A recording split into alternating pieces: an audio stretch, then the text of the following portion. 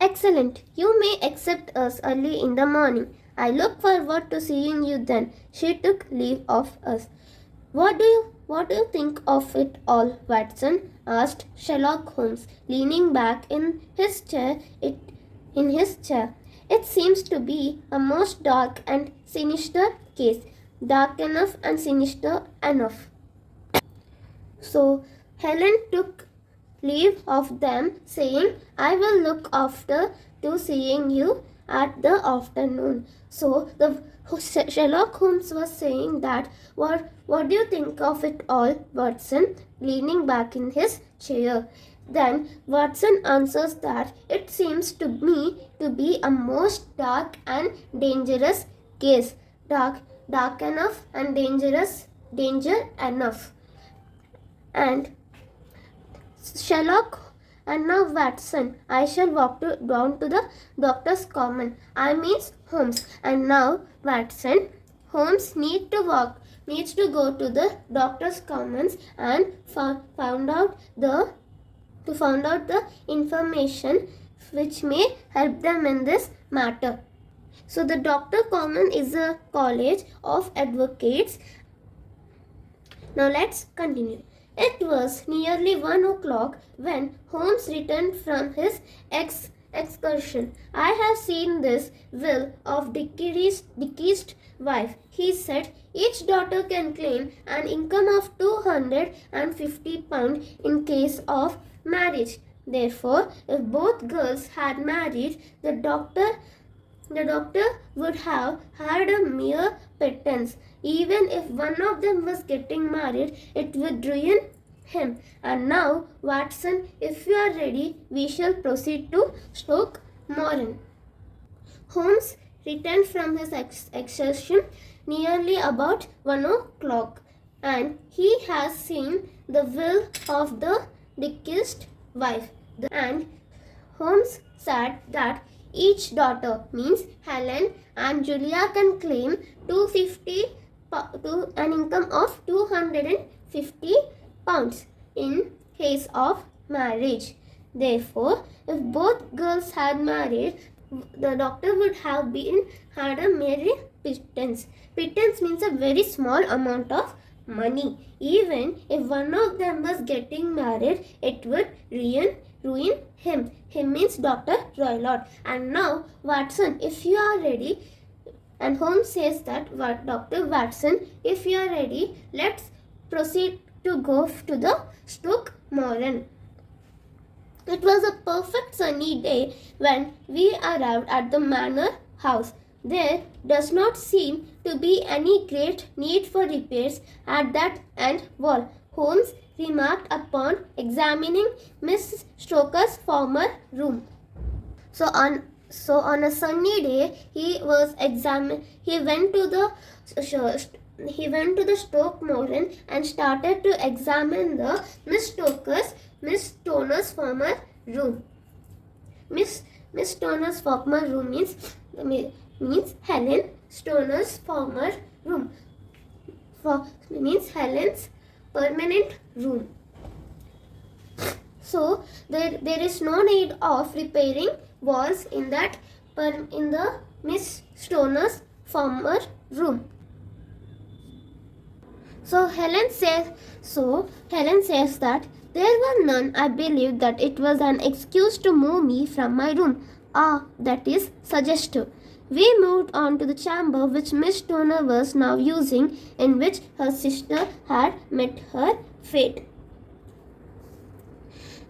What is that bell used for? Holmes asked, pointing to a thick bell rope which hung down beside the bed. It looks newer than the other things. Yes, it was put there only a couple of years ago. It goes to the housekeeper's room.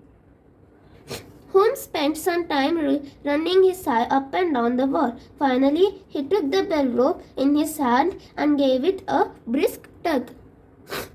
Helen knew that there were none of the repairs in her former room. So the Holmes says that is suggestive. So the suggestive means it is a very particular idea bringing to his mind. We moved on to the chamber. So the Holmes and Watson moved to the chamber where Miss Stoner present living in, where her sister Julia had met her fate. Now he found the bell. He found the thick bell rope which hung down beside the bed, and he asked Helen that what is the bell used for. Now it looks never than the other things. Then Helen answers that yes, it was there only from a couple of years ago, and that goes to the housekeeper's room. Holmes spent some time near there, looking up and down the wall. Finally, he took the bell rope into his hand and gave it a brisk tug. Why, it is a dummy. It is not even attached to a wire. You can see now that it is fastened to a hook just above the little opening for the ventilator.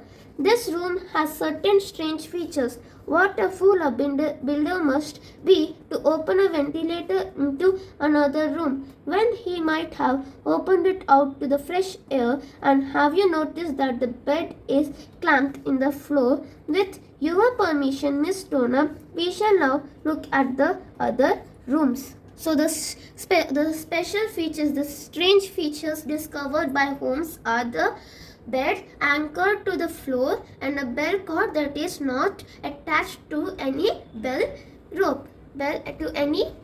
and a ventilator hole between Helen's temporary room and that of Dr.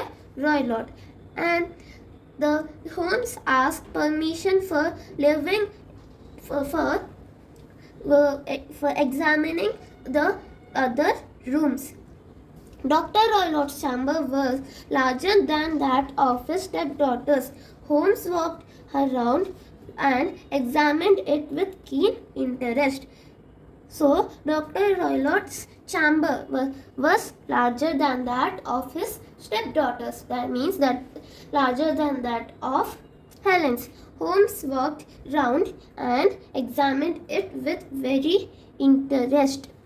There isn't a cat in here, is there? He asked at length. No, what a strange idea. Look at this. He took out a small saucer of milk from under the bed. After this, Holmes turned to our hostess. It is important, Miss Stoner, that you follow my advice in every respect. In the first place, both my friend I must spend the night in your room. So the Holmes asked Helen that is there any cat in this room? He asked it at very length. No, what a strange idea, answered Helen. So Holmes says that look at this. He looked at this and Holmes take out a small saucer of milk under the bed from under the bed. After this, Holmes turned towards hostess and he continues saying that Miss Stoner, it is important that me and Watson should stay here at the night and follow my advices. So follow my advice.